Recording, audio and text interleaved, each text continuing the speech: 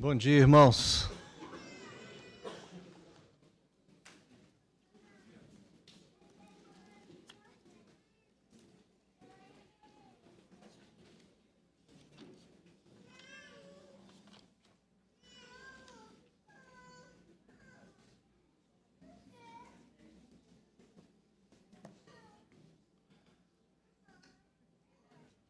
Irmãos, hoje eu desejo meditar com vocês aqui a respeito da vida do rei Ezequias. Naturalmente que não é pela questão de citar fatos da vida de Ezequias, mas o que tem de aplicação para a nossa vida, na vida de Ezequias. A última ocasião que eu estive com os irmãos aqui, já faz alguns meses, eu estive aqui compartilhando a respeito da vida do rei Josafá. E nós vimos como que ele foi um rei que andou na presença de Deus, mas no final da vida dele, ele tropeçou e fez amizades que ele não devia ter feito, e aquilo trouxe consequências muito sérias para ele e para a sua família. E eu hoje queria falar com vocês que essa questão, eu não sei se precisamente é uma questão que está no coração de vocês, mas eu, particularmente, tenho sido muito impressionado por Deus pela questão da vida desses reis. Esses reis, por um lado, nos inspiram, por outro lado, eles nos trazem exortações. E o mesmo que eu falei na ocasião que compartilhei aqui sobre a vida de Josafá, eu digo que ainda está na minha cabeça. Lá no livro de Gálatas, o apóstolo Paulo fala com os Gálatas o seguinte: ó insensatos Gálatas, né, quem vos induziu, né, a deixar Jesus Cristo e tal, e depois ele fala assim: sois vós tão insensatos, que tendo começado pelo Espírito, acabais agora pela carne? Será em vão que tenhais padecido tanto? Ou seja, aqueles cristãos lá das igrejas da Galácia, eles começaram bem, eles começaram no Espírito, e naquele momento em que Paulo estava escrevendo aquela carta para eles estavam regredindo, eles não estavam mais andando no Espírito, experiência que eles tinham tido anteriormente, e estavam deixando essa experiência.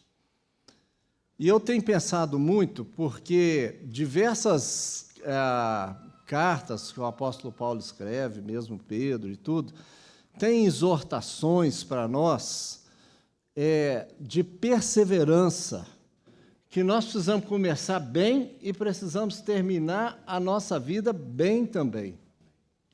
A carta de Gálatas é um exemplo disso, né? Vocês começaram bem, agora vocês estão terminando mal, estão terminando sem depender do Espírito Santo.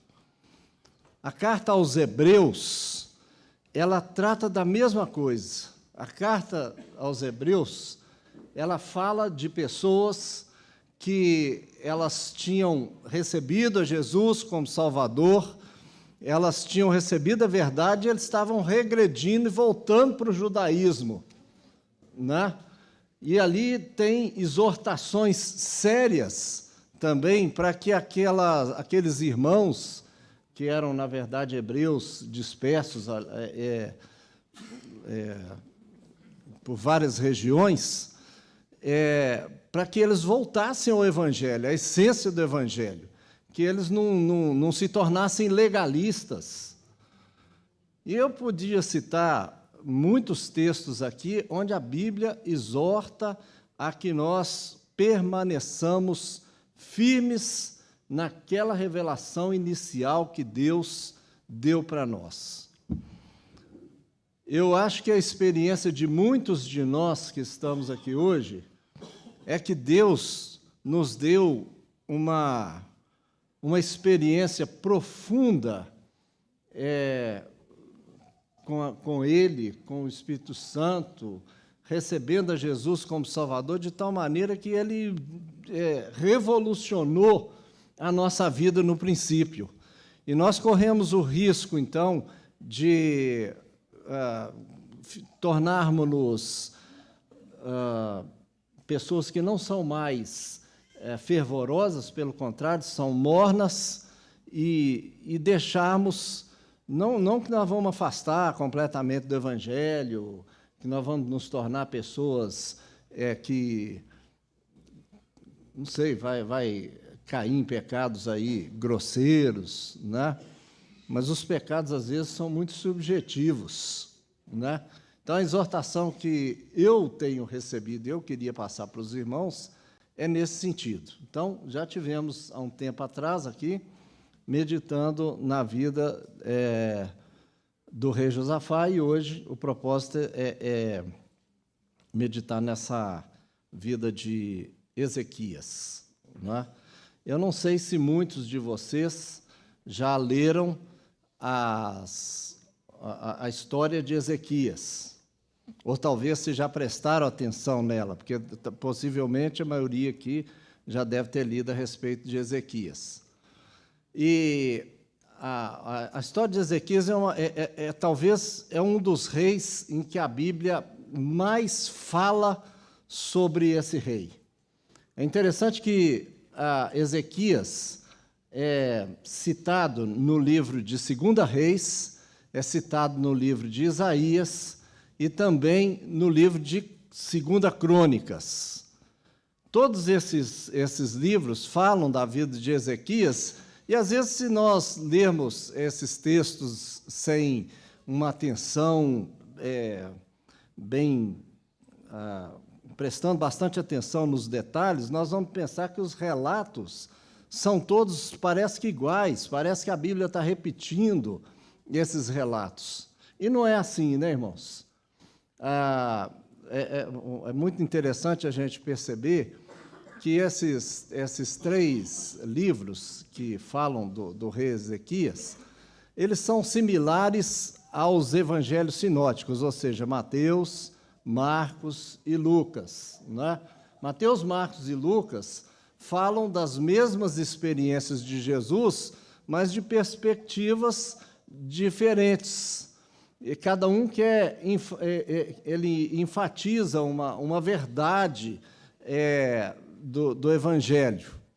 Assim como nós aqui, se mais tarde tivéssemos que descrever este momento de reunião aqui, cada um falaria de perspectivas do mesmo fato, mas de perspectivas distintas daquilo que nós estamos vivendo agora.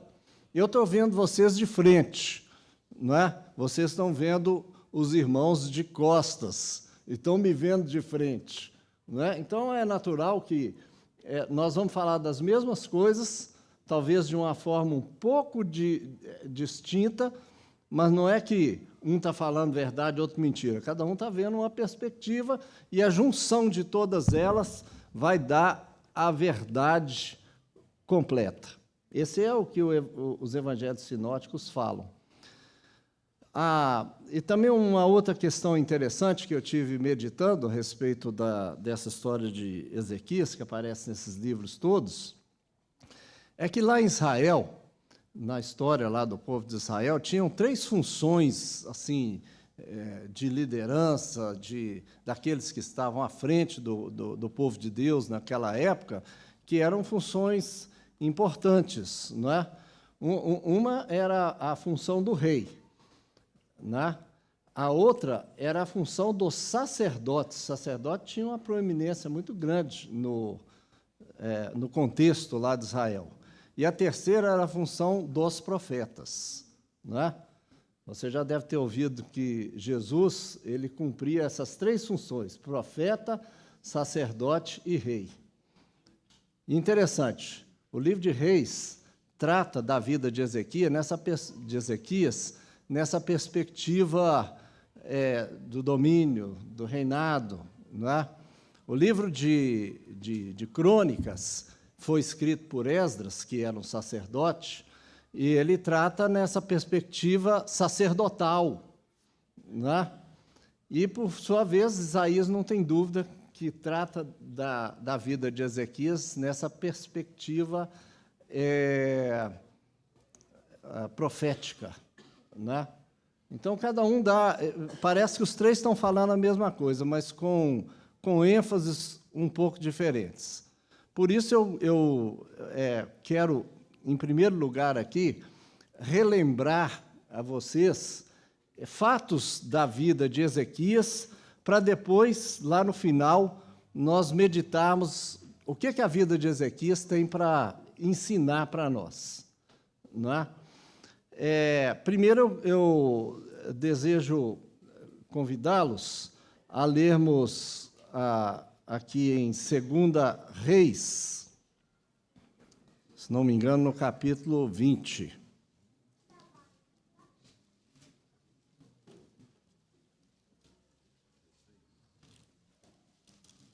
Eu vou ler aqui alguns textos, depois nós vamos comentá-los.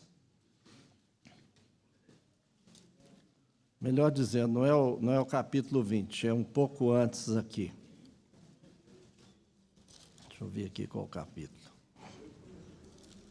Aonde começa a vida de Ezequias. Hein? 18. Isso.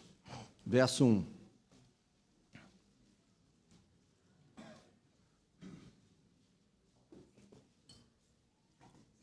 No terceiro ano de Oséias era rei no reino do norte.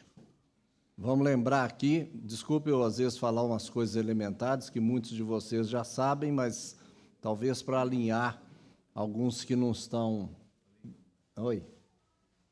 2 Reis 16, 20, onde que fala que o pai morreu e ele começa. 2 Reis 16, 20? Não era o texto que eu tinha separado. É verdade. 2 Reis 16, 20 diz aqui: descansou Acás com seus pais e foi sepultado junto a seus pais na cidade de Davi. E Ezequias, seu filho, reinou em seu lugar. Acás não foi um rei bom diante de Deus. Pelo contrário, Acás foi um rei ímpio. Ele chegou a desmontar a casa de Deus, lá o tabernáculo, naquele tempo não era o tabernáculo, já era o templo, né? E chegou a usar os tesouros do templo para fins que eles não eram fins destinados ao serviço do Senhor. A casa, então, não foi nenhum exemplo na vida de Ezequias, não é? Mas voltando lá, capítulo 18, verso 1.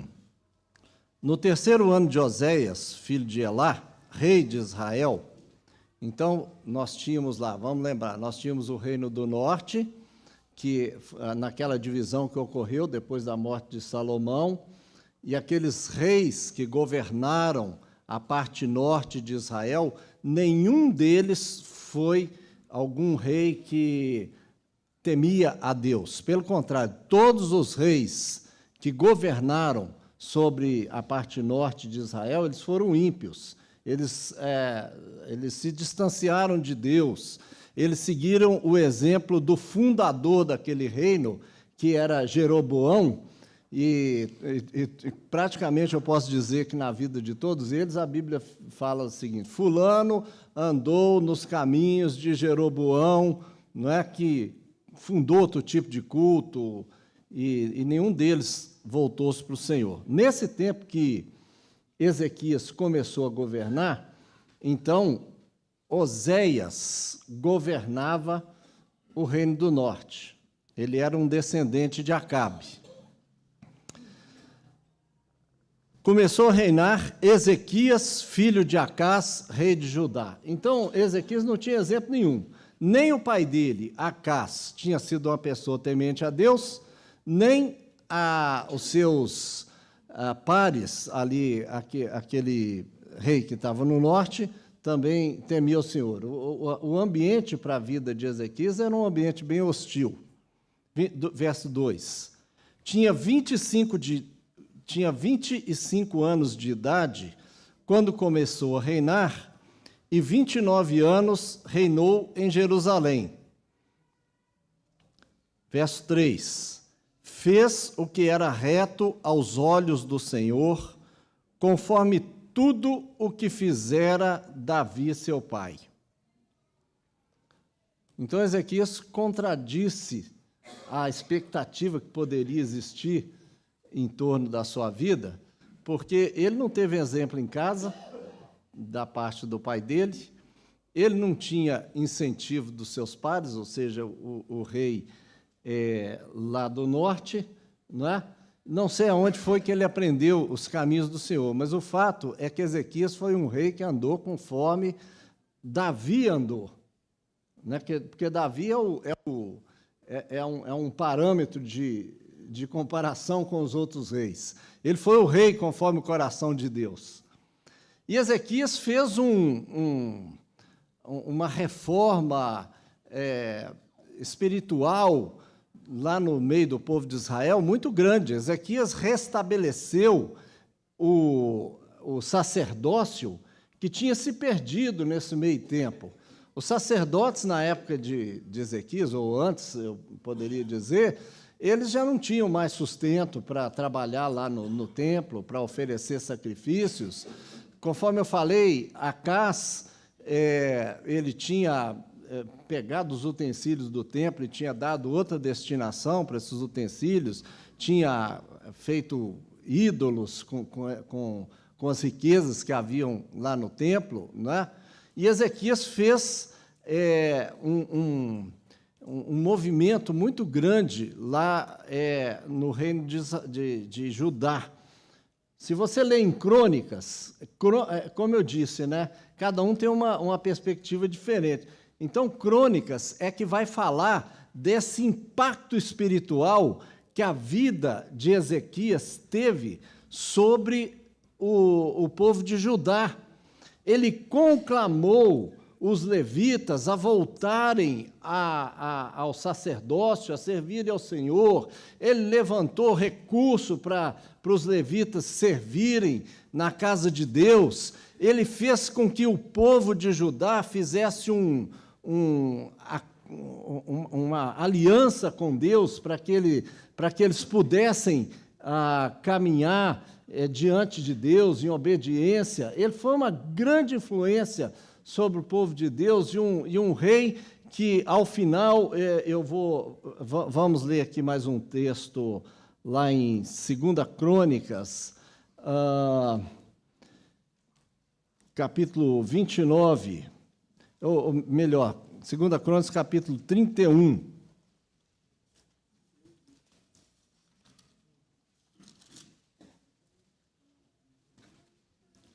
Capítulo 31, verso 20.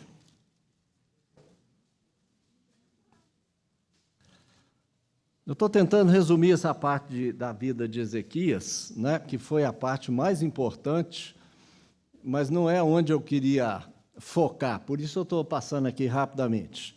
Então, resumindo a coisa, o verso 20 do capítulo 31 de 2 Crônicas diz assim: assim fez Ezequias em todo Judá, fazendo o que era bom, reto e verdadeiro perante o Senhor seu Deus. Em toda a obra que começou no serviço da casa de Deus, na lei e aos mandamentos para buscar ao seu Deus, de todo o coração o fez, e assim ele prosperou. Viu aí? Então, esse aí, o resumo da vida de Ezequias é esse aí. Ezequias andou, ele colocou o coração nas coisas do Senhor, o que ele pôde fazer para restabelecer o culto ao Senhor e a seriedade diante de Deus, ele fez. Ele foi um rei que ele teve seus méritos, irmãos, ele teve a experiência com Deus, assim como muitos de nós aqui podemos dizer isso. O Senhor revolucionou a minha vida, Ele mudou a minha mentalidade. Muitos de nós aqui podemos dizer isso. Estou vendo minha irmã ali e eu estou lembrando do irmão Olívio. Me lembro de vez em quando eu ia visitar o irmão Olívio, mas eu vou citar ele depois aqui. Eu te vi, lembrei aqui. Eu vou citar esse exemplo depois vocês me lembram. Mas, enfim, agora eu quero ler o lado negativo da vida de Ezequias. E para isso, nós vamos ler lá no livro do profeta Isaías, no capítulo 38. Isaías, capítulo 38.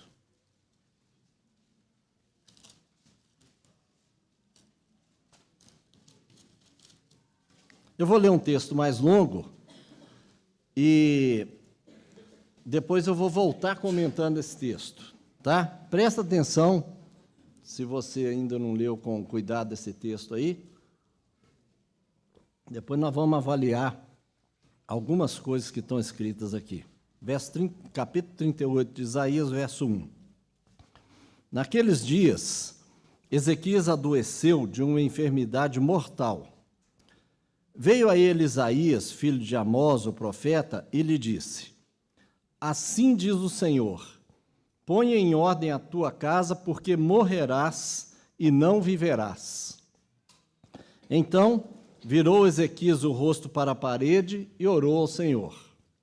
Ah, Senhor, lembra-te, peço-te, de que andei diante de ti em verdade, com inteireza de coração, e fiz o que era reto aos teus olhos.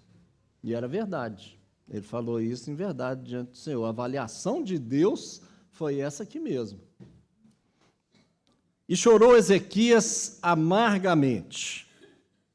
Então veio a palavra do Senhor a Isaías: Vai e dize a Ezequias: Assim diz o Senhor, o Deus de Davi, teu pai: Ouvi a tua oração e vi as tuas lágrimas. Acrescentarei aos teus dias 15 anos. Livrar-te-ei das mãos do rei da Assíria, a ti e a esta cidade, e defenderei esta cidade. Vou dar uma paradinha aqui, depois a gente volta a ler.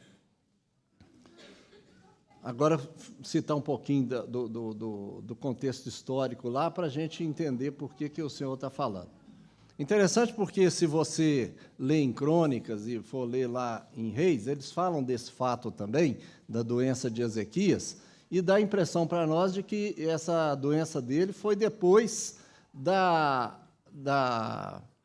do problema que ele teve lá com Senaqueribe, que era rei da Assíria. E aqui dá a impressão, essa oração aqui, ela dá a impressão que isso aconteceu junto, né? Eu vou livrar você, você está me pedindo saúde, você está me pedindo vida, e eu vou livrar você dos assírios. Então, eu quero te lembrar, quando Isaías começou a governar, Oséias estava governando o Reino do Norte. E o Reino do Norte andou assim tão longe do Senhor, tantas vezes eles foram exortados, que chegou um momento que Deus deu um basta neles. O Senhor trouxe os assírios sobre Samaria, e os assírios levaram aquela população dos israelitas que moravam lá no Reino do Norte, eles levaram para uma outra região, que hoje está situada lá na Síria, e trouxeram outras pessoas para habitar em Samaria. Mas eles deixaram, houve um problema nesse meio tempo, em que os assírios trouxeram uma população diferente lá para Samaria, e as feras do campo começaram a atormentar lá aqueles habitantes. Aí os assírios chegaram na conclusão seguinte: nós não estamos sabendo adorar o rei dessa terra. Vamos trazer aqueles que habitavam de volta para eles ensinarem como é que adora o Deus dessa terra. Mas era um sincretismo religioso que eles fizeram lá, né? Então trouxeram alguns judeus de volta, judeus israelitas, melhor dizendo, né? Porque os judeus moravam no sul. E aqueles israelitas, eles começaram a criar esse sincretismo religioso que acabou por perdurar por muitos anos lá em Samaria. Tanto que quando Jesus passou por Samaria, naquele tempo que ele encontrou aquela mulher na beira do poço, aquela mulher estava confusa. Onde é que nós devemos adorar? É em Jerusalém mesmo ou é em outro lugar? Porque eu ouvi dizer que não é em Jerusalém, é em outro lugar, não é? Então, nesse período em que Ezequias estava governando, os assírios tomaram o Reino do Norte. Mas eles vieram mais tarde sobre o Reino do Sul também. Eles tomaram cidades de Judá e vieram sobre Jerusalém. E começaram a cercar Jerusalém, para tomar Jerusalém. Primeiro, eles quiseram impor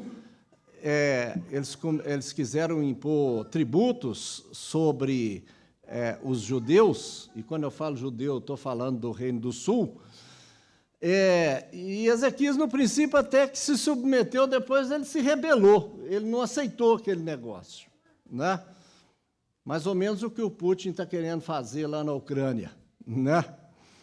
Ele se rebelou e não aceitou aquilo. Então, Senaqueribe, que era o rei assírio daquele momento, ele não foi pessoalmente, mas ele enviou uma pessoa importante lá do seu reino, que chamava-se Rabzaqué, para Jerusalém, só que Ezequias também era uma pessoa prudente, uma pessoa que se preparou para aquela situação, ele já imaginava que a sua rebelião não ia ficar impune. Ele fez um segundo muro no entorno de Jerusalém, ele providenciou água, tem um aqueduto que ele fez lá em Jerusalém, que parece que existe até hoje. Imagino que o irmão Cleito deve conhecer esse aqueduto lá, né? Ele se preparou, até porque se você fosse sitiado numa cidade, você não consegue perseverar por muito tempo se não tiver água para a sua população lá.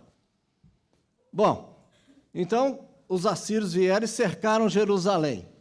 Esse Rabzaqué veio para dar uma mensagem lá para os judeus e ficava lá do lado de fora do muro, e os representantes de Ezequias aqui do lado de cima, e o Rabzaqué falava com aqueles representantes, a população toda em cima do muro, para saber o que esse pessoal tinha a dizer.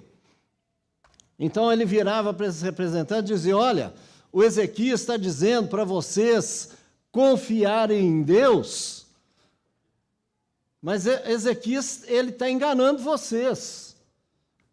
Eu sou representante lá do rei da Assíria, e eu quero que vocês observem o seguinte: veja quantos povos os assírios conquistaram. Nenhum deles pôde subsistir diante do poder da Síria, e não vai ser diferente com Judá. Então, não caiam na conversa de Ezequias, entreguem-se.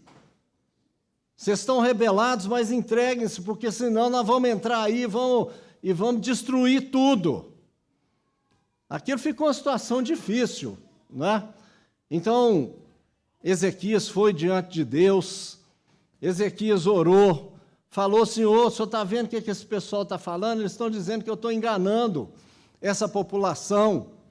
E o Senhor falou: olha, pode ficar tranquilo, Ezequias, que eu vou levar esse povo embora. Aí aconteceu uma outra situação lá, envolvida com a Etiópia, o Egito, e esse exército que estava no entorno de Jerusalém, ele teve que ir cuidar desse assunto lá no Egito. Mas deixaram uma mensagem, mandaram uma carta para Ezequias. Uma carta desaforada, nos mesmos termos dos ditos de Rabzaqué. Uma carta dizendo, olha, eu estou indo cuidar desse assunto lá no Egito, mas a hora que eu voltar, eu vou entrar dentro de Jerusalém. E, de fato, eles voltaram, eles cercaram a cidade, e sabe o que Ezequias fez? Ele pegou a carta, levou lá para o templo, como se Deus não soubesse, mas nós precisamos fazer isso, porque é bom a gente lembrar uma coisa, é verdade que Deus sabe de todas as nossas necessidades, mas eu não estou aqui me recordando precisamente do texto, mas, se não me engano, lá em Filipenses, está escrito... Hein? E o que é que fala lá?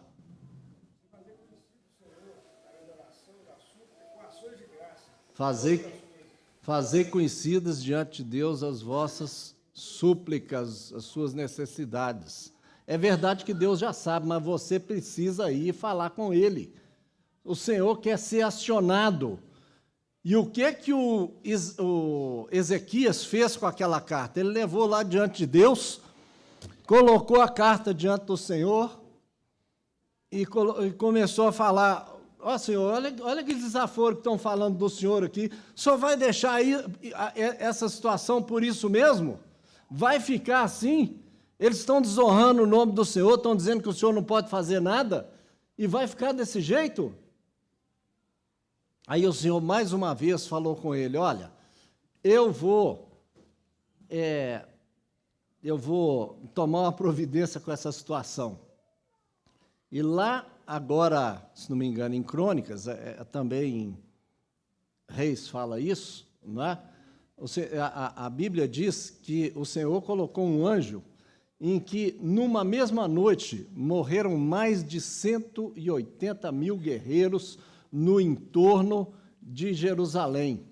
Não precisou de ninguém lutar, não precisou de ninguém fazer nada, o Senhor mesmo fez, porque aquele rei, o Senaqueribe, ele estava afrontando, era o nome do Senhor, né?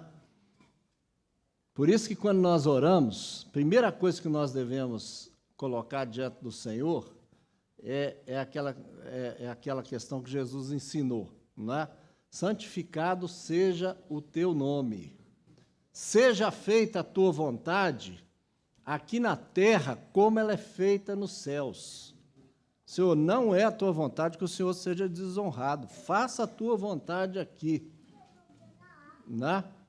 Nós devemos estar orando. É engraçado, né? Porque é claro que o Senhor sabe que ele está sendo afrontado, mas Ele quer que o seu povo ore e peça a Ele para que Ele tome providência para honrar o seu nome.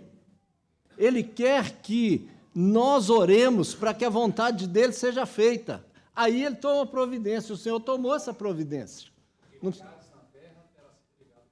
O que ligares na terra terá sido ligado no céu. Você precisa ligar isso. Não vai acontecer. O Senhor quer usar os homens para honrar o seu nome aqui. Então não pensa assim: ah, não, Deus já sabe da necessidade, se Ele quiser abençoar, Ele vai... Não, Ele quer que você diga qual é a necessidade, que você peça a Ele para que Ele honre o seu nome, né? Estou passando rápido aqui, mas, então, nesse contexto, agora vamos voltar para o texto que nós estávamos lendo, em Isaías. Então, veja bem, essa situação de Jerusalém sitiada, Ezequias doente, e o Senhor falando: olha, você tem pouco tempo de vida, mas, Senhor, eu servi o Senhor toda a vida, agora o Senhor vai me tirar nessa hora aqui. Era a tempestade perfeita que podia acontecer, né?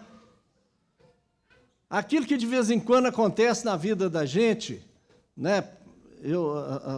Assim, claro que são experiências distintas na vida de cada um, mas muitas vezes vem situação sobre a vida da gente que a gente não entende por que Deus está permitindo tribulações, dificuldades na nossa vida, e parece que as coisas juntam todas, né?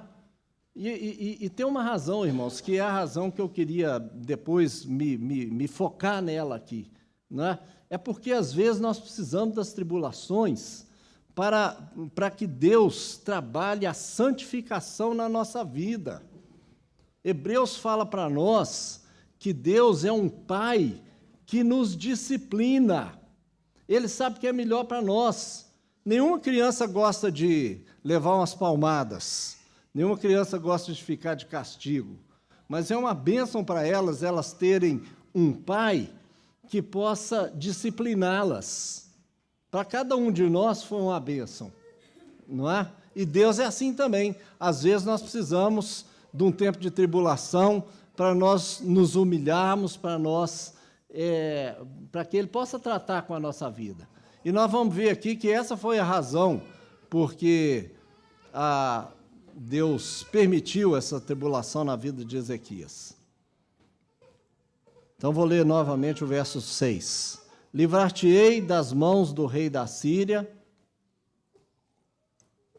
a ti, a esta cidade, e defenderei esta cidade.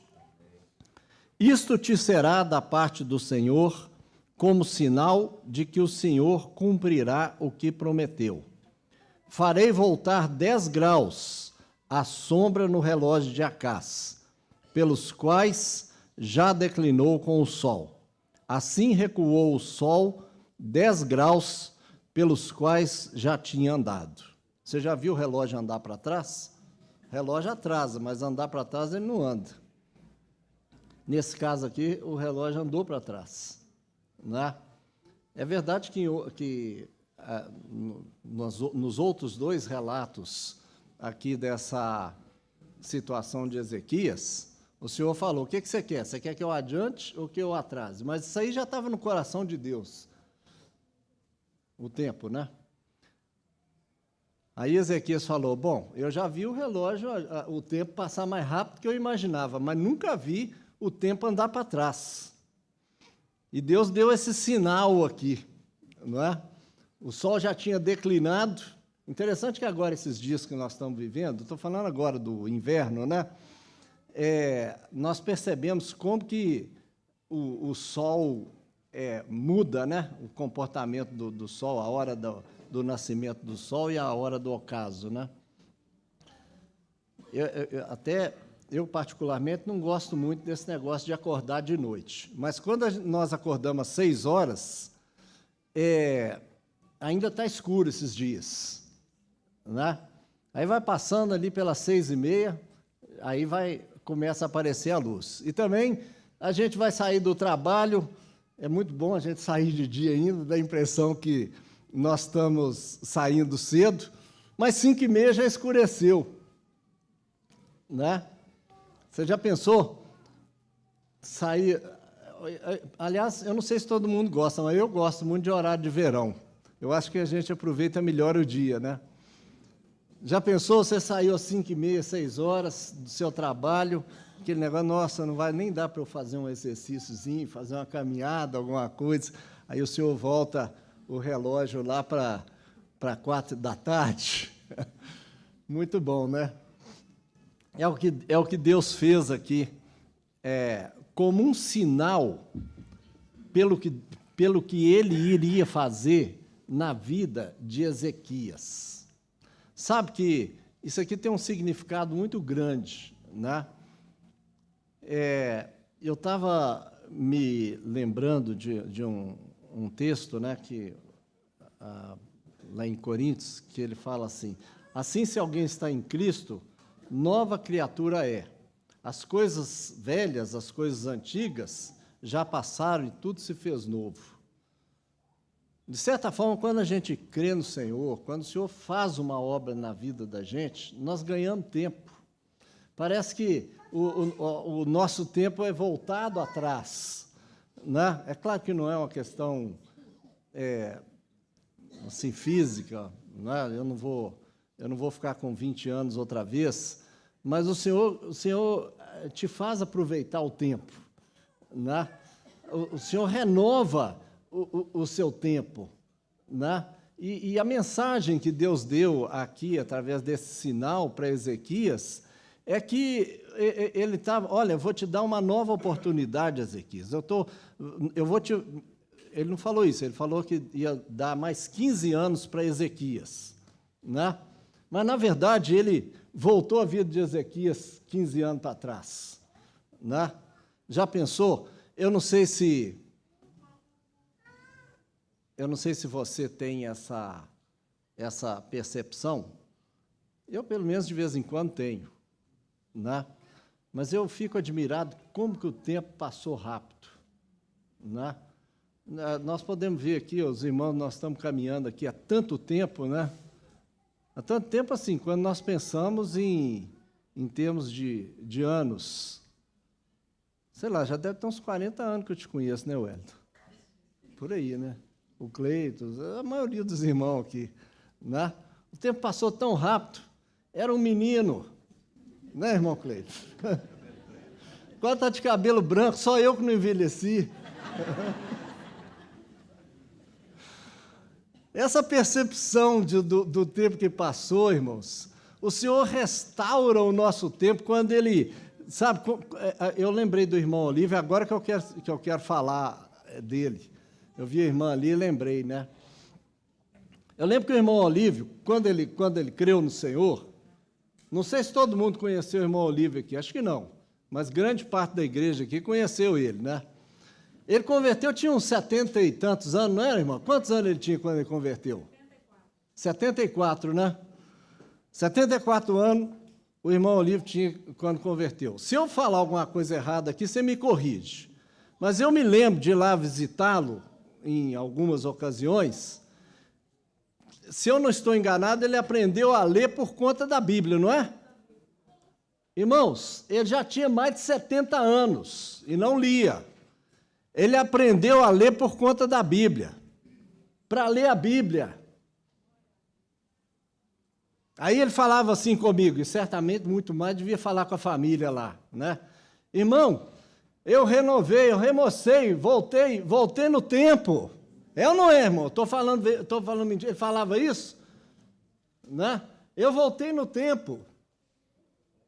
Deus me deu uma vida nova. Você já pensou uma pessoa aprender a ler depois de 70 anos? Isso é uma coisa que não acontece, gente.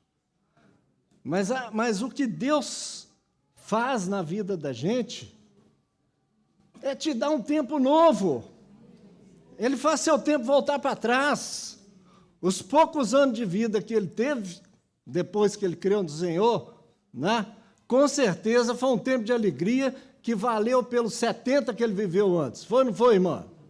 Não foi? Quando ele começou a perder a vista, ele começou a decorar a Bíblia. Aí, mais outra aqui, ó. Aí o Cleiton está falando aqui, né? Ele aprendeu a ler para ler a Bíblia. Aí começou a ficar com dificuldade de visão, aí começou a decorar a Bíblia. Pronto, Deus começou a dar habilidade que só menino tem. A gente pensa assim, eu não tenho condições mais de decorar as coisas. Irmão Olívio começou a decorar com 70 e tantos anos, sei lá, 80. O Senhor renovou a vida dele. Estou dando aqui um exemplo de quantos aí podem dar esse testemunho. Ele volta a vida da gente para trás, ele dá vida nova para você. Essa é a característica de quando Deus, Ele faz uma obra na vida da gente. Né? Mas vou continuar a ler. Eu vou pular aqui agora o Cântico de Ezequias, depois eu vou citar alguma coisa, e vamos pular para o versículo 17.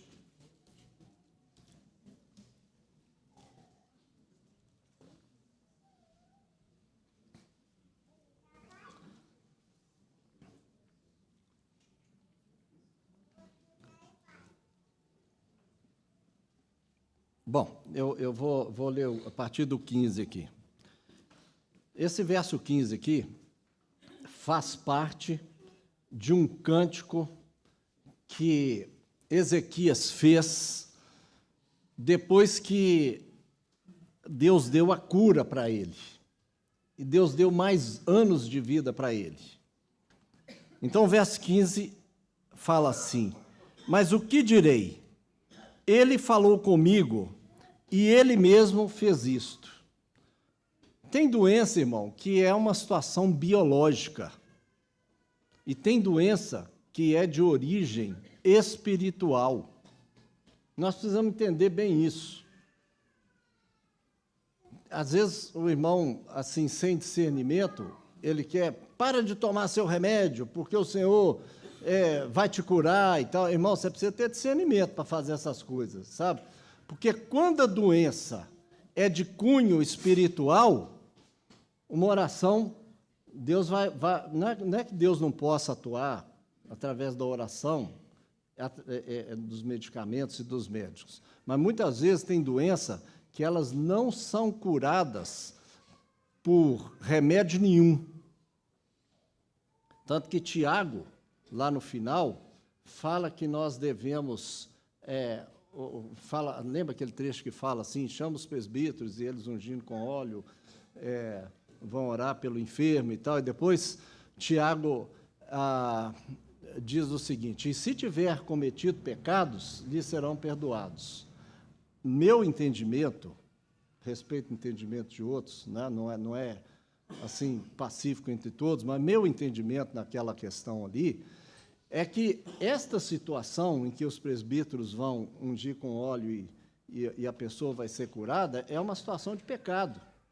É uma situação que a pessoa está enferma por conta de pecado. Né? Eu não quero ser aqui dogmático nisso aqui, mas meu entendimento é esse. Né? Aí, se você pensar, por exemplo, Paulo falou com Timóteo o seguinte, toma um pouco de vinho por causa das tuas frequentes enfermidades. Por que Paulo não falou com Timóteo assim, chama o irmão fulano e ora por você para você parar de ficar doente? Ele mandou tomar remédio. Entendeu, irmãos? Então, nós precisamos ter discernimento. Se a doença é de cunho espiritual, irmão, só espiritualmente para você ser curado. Só espiritualmente. Eu já falei aqui uns tempos atrás. Então, quer dizer, médico tem seu valor. Mas doença de cunho espiritual, médico nenhum vai curar. Né? A psicologia tem seu valor. Em algumas situações ela vai ajudar. Mas se a sua doença emocional é de cunho espiritual, ela não vai te curar. Então é importante a gente saber isso. Bom, eu estou lendo 15, né?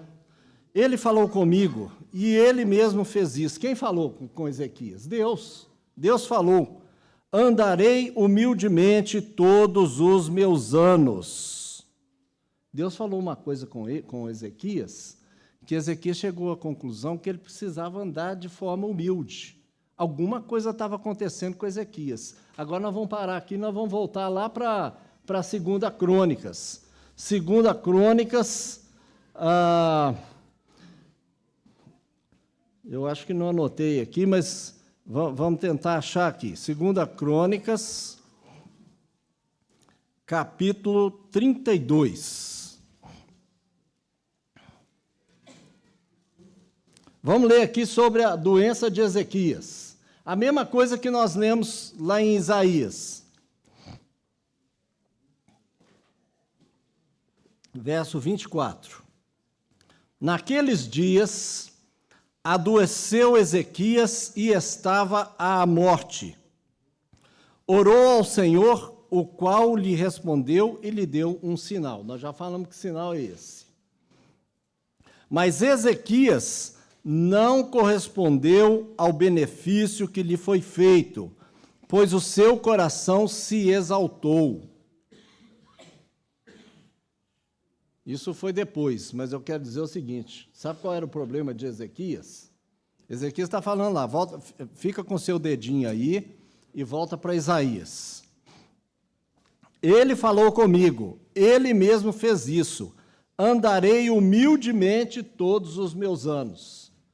O que você chega à conclusão aqui? Qual era o problema de Ezequias? Ezequias não era adúltero, Ezequias não era ladrão, Ezequias não era profanador do templo, nada disso. O problema de Ezequias era um só, era orgulho. O Senhor deu essa experiência difícil para ele, não é? Primeiro, ele colocou naquela situação de aperto diante dos assírios, e depois permitiu aquela doença na vida de Ezequias, porque Ezequias estava andando em soberba. E o Senhor deu a exortação para ele. Aí Ezequias falou aqui nesse texto aqui de Isaías, né? Eu vou andar humildemente o restante dos dias da minha vida. A questão é, será que Ezequias cumpriu isso?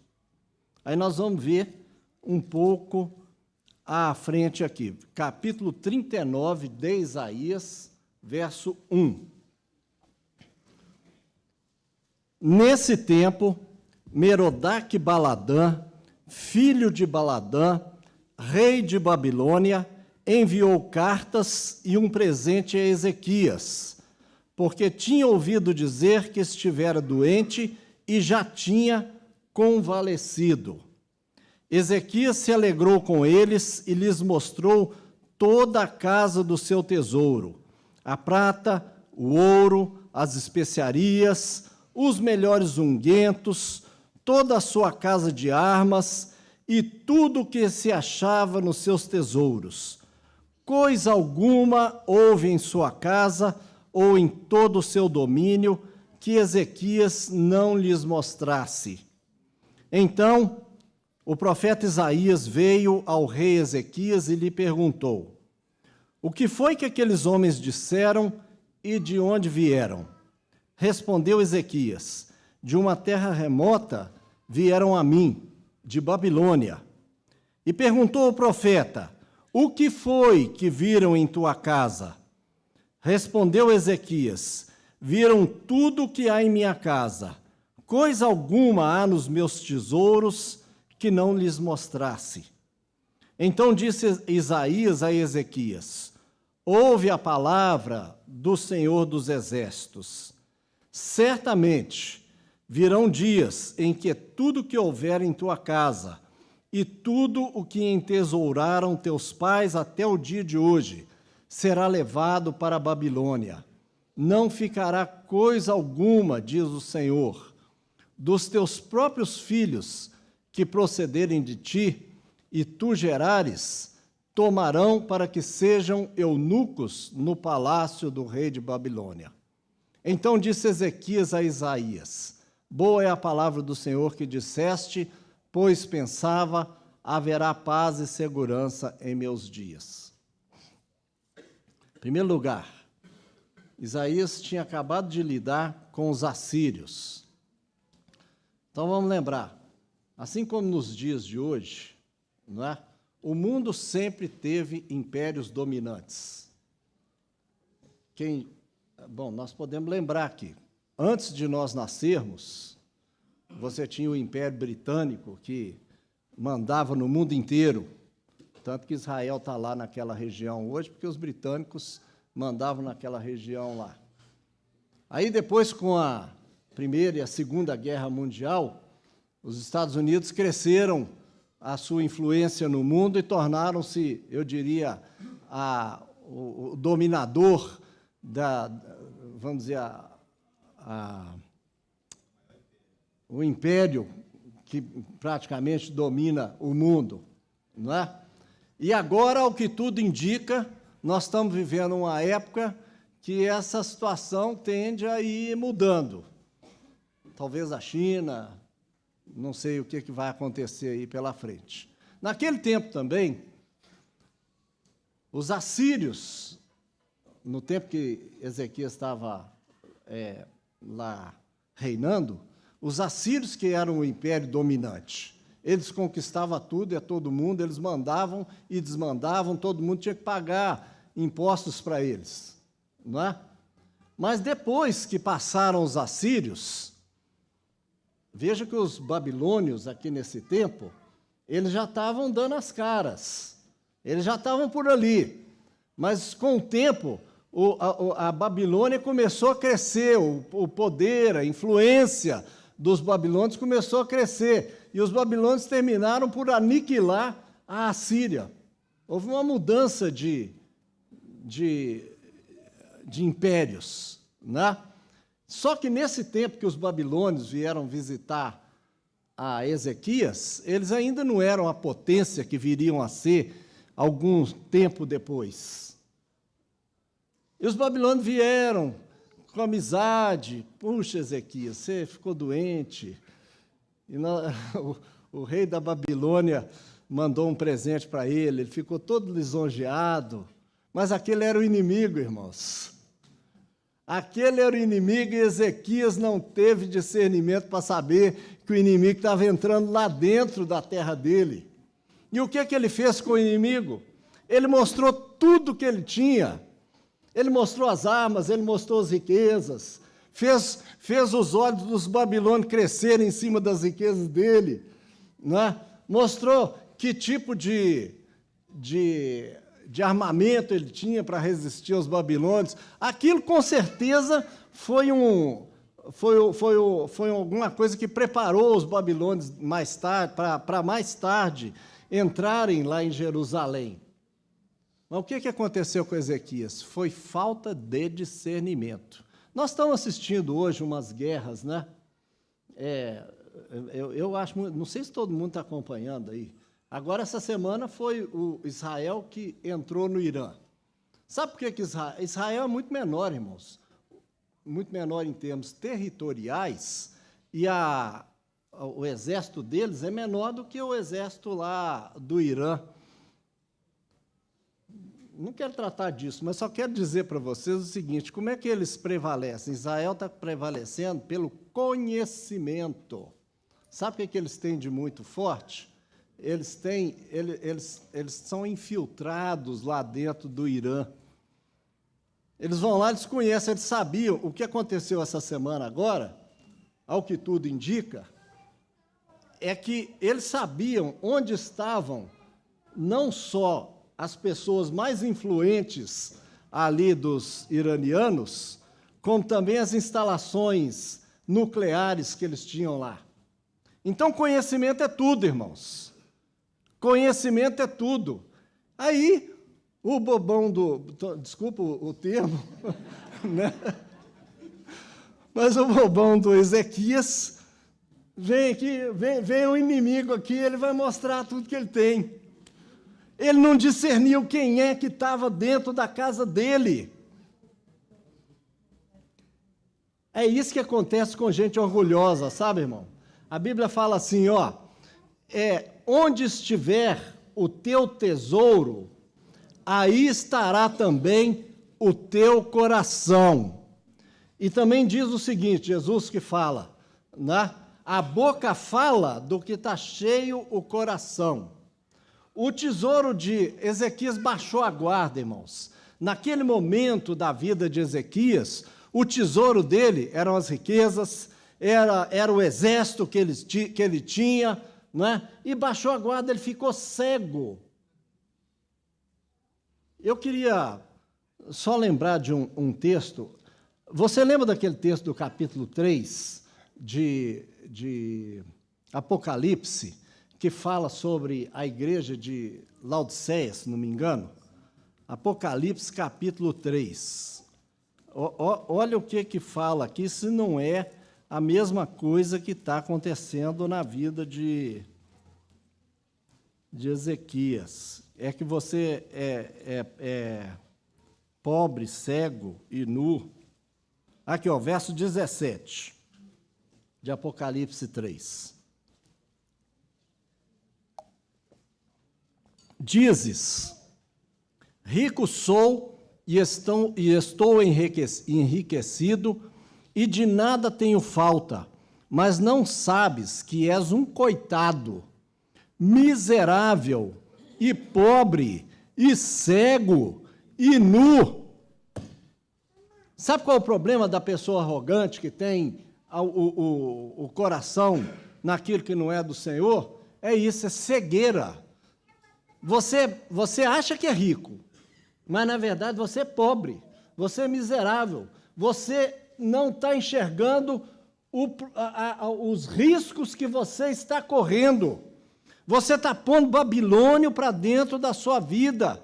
E você está correndo risco. Ou você acha que na sua vida também não acontece de você colocar Babilônia para dentro da sua casa, para dentro da sua vida?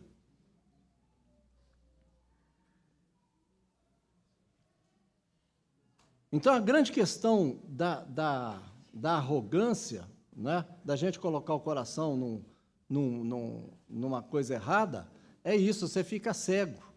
Mas por que acontece? Essa igreja aqui de Apocalipse é muito sugestiva para nós, porque esta é a igreja da qual o Senhor diz assim: conheço as tuas obras, que não és frio nem quente, quem deras fosse frio ou quente.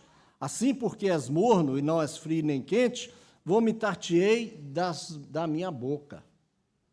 Irmãos, a exortação que eu trago aqui no dia de hoje é para você que já tem uma experiência com Deus, que já está há muito tempo caminhando no Senhor, né? E com os que têm também menos experiência, né? Os riscos que nós corremos de, com o tempo, nós deixarmos o nosso fervor para trás e começarmos a caminhar de maneira descuidada diante de Deus, sem fervor diante do Senhor, sem perceber que a gente depende diariamente da direção do Espírito Santo.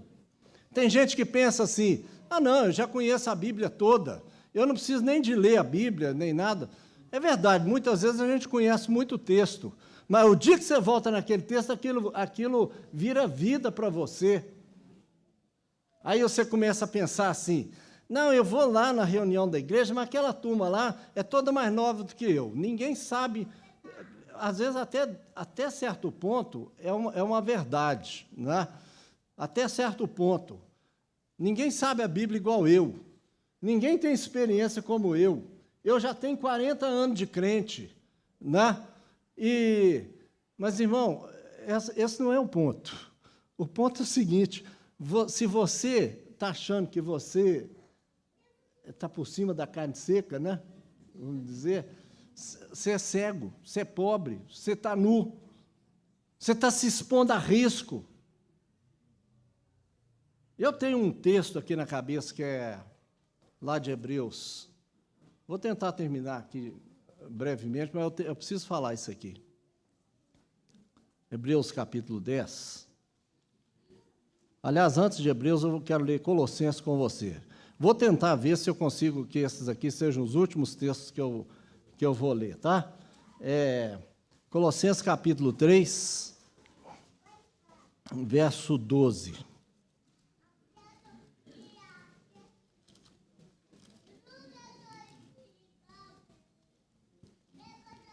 Colossenses 3, verso 12, fala assim: portanto, como eleitos de Deus, santos e amados, revestivos de compaixão, de benignidade, de humildade, de mansidão e de longanimidade. Suportai-vos uns aos outros, perdoai-vos uns aos outros, e se alguém tiver motivo de queixa contra outrem, assim como o Senhor vos perdoou, assim também perdoai vós. E agora Hebreus capítulo 10, é o outro texto que eu quero ler para vocês. Vocês já conhecem muito bem esse texto, mas meu encargo está muito em cima disso aqui. Verso 24 do capítulo 10 de Hebreus. Consideremo-nos uns aos outros para nos estimularmos ao amor e às boas obras, não deixando de congregar-nos, como é costume de alguns, mas admoestemo-nos uns aos outros, tanto mais quanto vedes que se vai aproximando aquele dia. Quero falar de arrogância nesse contexto da igreja. Eu já vi esse filme algumas vezes. E, com certeza, muitas vezes eu também já fui tentado nessa linha. Às vezes a gente fica aborrecido com alguma coisa na igreja, porque as coisas nem sempre acontecem do jeito que a gente quer em nenhum lugar da vida, nem na igreja, nem na nossa casa, nem em lugar nenhum. Às vezes a gente vê as coisas um pouco diferente, né? E aí você começa a pensar assim, eu sou um cara que já tem experiência e ninguém me escuta. Vai lá aquele irmão fulano lá na frente, não sabe nada de Bíblia, e aí você começa a desmerecer os irmãos, sabe? E esse texto aqui está dizendo que a comunhão da igreja serve para estimularmos-nos uns aos outros ao amor e às boas obras. Primeiro é uma questão de estímulo. E a segunda questão é que fala sobre admoestação. Estímulo e admoestação. Irmão, a igreja não é só para te ensinar coisa, não. Na verdade, ela te ensina. A comunhão te ensina. Mas nós precisamos dos irmãos para estimular e nós precisamos dos irmãos para admoestar. Meu irmão, ó, toma cuidado, esse é o caminho que você está tomando, os babilônios estão entrando na sua vida, você está mostrando as suas riquezas todas, eles estão entrando na sua vida, e você está permitindo isso na sua vida, né? Mas sabe o que acontece com o orgulhoso?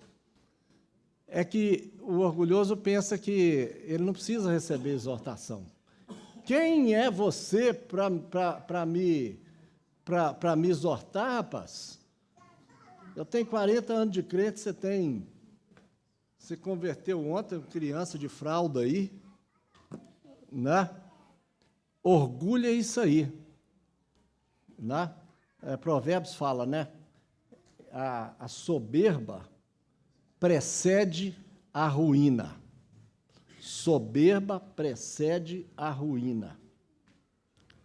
E ainda fala um outro texto aqui que está na minha mente, vou tentar citar para os irmãos aqui, mas... Hein? A altivez de espírito, a queda. Esse é um complemento desse verso que eu falei aqui, né?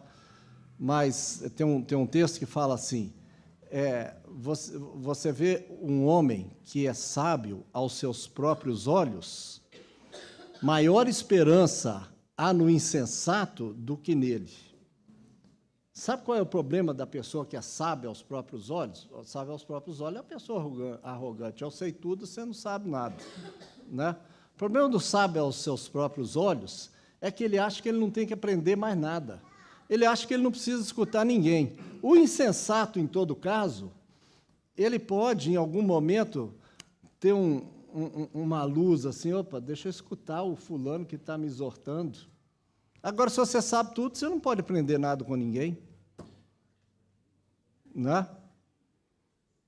Então, irmãos, orgulho é uma questão que cega a vida da gente. Você pode ter tido grandes experiências na sua vida cristã, na sua vida espiritual.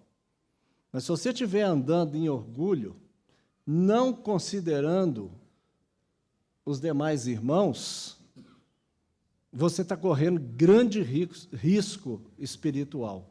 O texto que eu li lá em Colossenses, ele fala de 3 aspectos aí no verso 12. Quais são? Ele fala de... deixa eu abrir lá outra vez. Aqui, ó. Revestivos de quê? De compaixão, de benignidade. Agora, veja bem, se não... Para mim, essas 3 coisas meio que se confundem. Humildade, mansidão, longanimidade. Humildade é a primeira das coisas. Mansidão é a segunda coisa. Quando vem te chamar a atenção, quando algum irmão vem te chamar a atenção, você é manso ou você recebe com mansidão, você considera, ou você fica bravo, porque o irmão veio, que está te afrontando, né? E a outra coisa que é? Longanimidade, paciência. Tem hora que a gente precisa engolir as coisas e ter paciência, irmão. Senão você não convive com ninguém. Senão você fecha as portas para a obra de Deus na sua vida. Humildade, mansidão e longanimidade. Suportai-vos uns aos outros, perdoai-vos uns aos outros, se alguém tiver alguma queixa contra outrem. Né? Irmão, eu queria deixar, assim, sabe, um encargo que eu queria deixar com você aqui. O Senhor deu um entendimento, uma visão muito importante para nós aqui, há muitos anos atrás, né? Às vezes eu acho que essa visão está um pouco assim, meio obscurecida. Tem hora que eu penso que as novas gerações estão com essa visão um pouco obscurecida. Não por culpa deles, talvez por culpa minha e dos... A visão que o Senhor nos deu é que o mundo vai crer se nós soubermos andar em unidade. Se nós soubermos submetermos uns aos outros, se nós soubermos andar em humildade uns com os outros.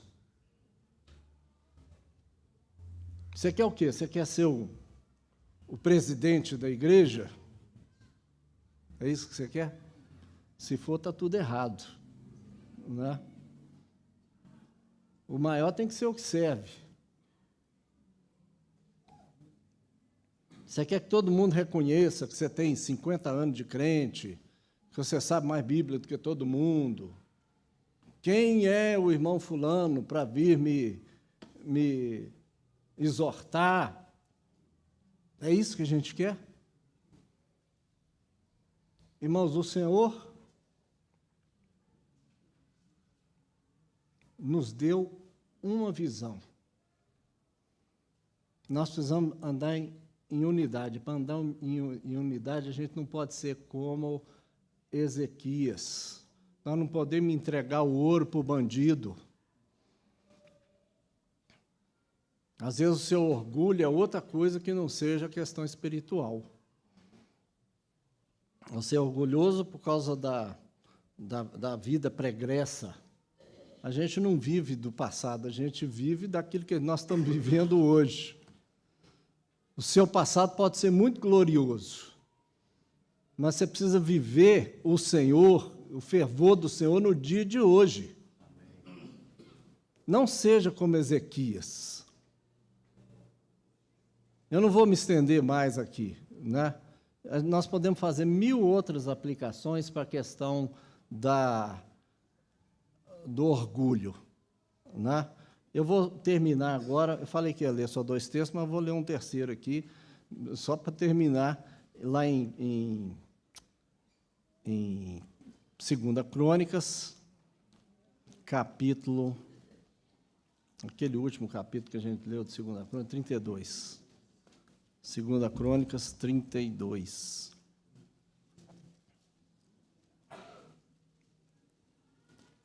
Falando das glórias de Ezequias, o verso 30 diz assim: Foi Ezequias quem tapou o manancial superior das águas de Giom e as canalizou para baixo, para o ocidente da cidade de Davi. Ezequias prosperou em tudo que se propôs a fazer. Ele tinha algumas razões até para se orgulhar do que ele tinha, né? Ele era um cara, foi bem sucedido. Agora, olha o verso 31. Contudo, eu chamo a palavra aqui contudo, sabe? Talvez sua vida foi muito abençoada, a minha vida tem sido muito abençoada, né? Mas eu não quero ter um contudo na minha vida, sabe?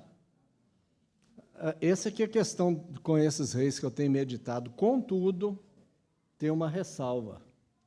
Contudo, no negócio dos embaixadores, dos príncipes de Babilônia, que lhe foram enviados a perguntar acerca do prodígio que se fizera naquela terra, Deus o desamparou para quê?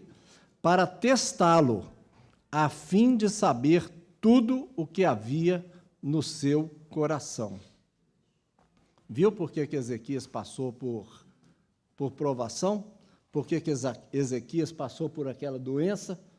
Por que Ezequias passou pela opressão dos assírios?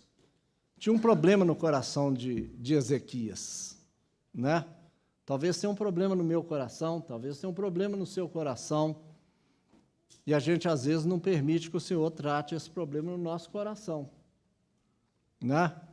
Irmão, a exortação aqui é a exortação à humildade, porque senão nós vamos colher as consequências. Eu não vou estender no assunto, mas eu só quero te dizer o seguinte: sabe quem foi o filho de Ezequias? Foi Manassés. E a Bíblia diz que Manassés andou longe de Deus. Agora, Manassés, quando começou a reinar, está aí logo depois desse verso que nós lemos. Manassés tinha 12 anos de idade. Quantos anos que Deus deu a mais para Ezequias quando o curou? Quantos anos?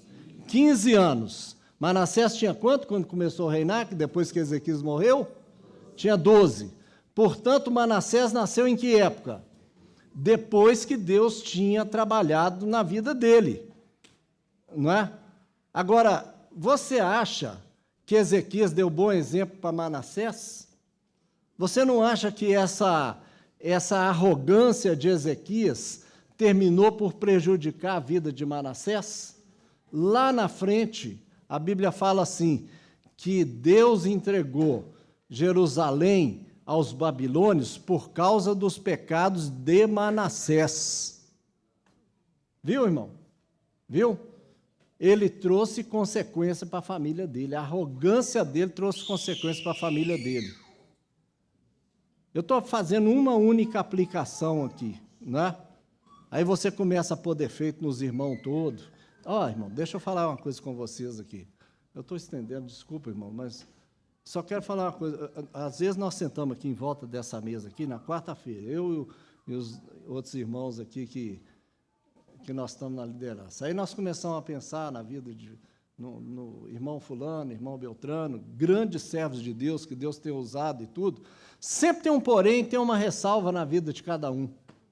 Não existe esse que não tem uma ressalva. Né?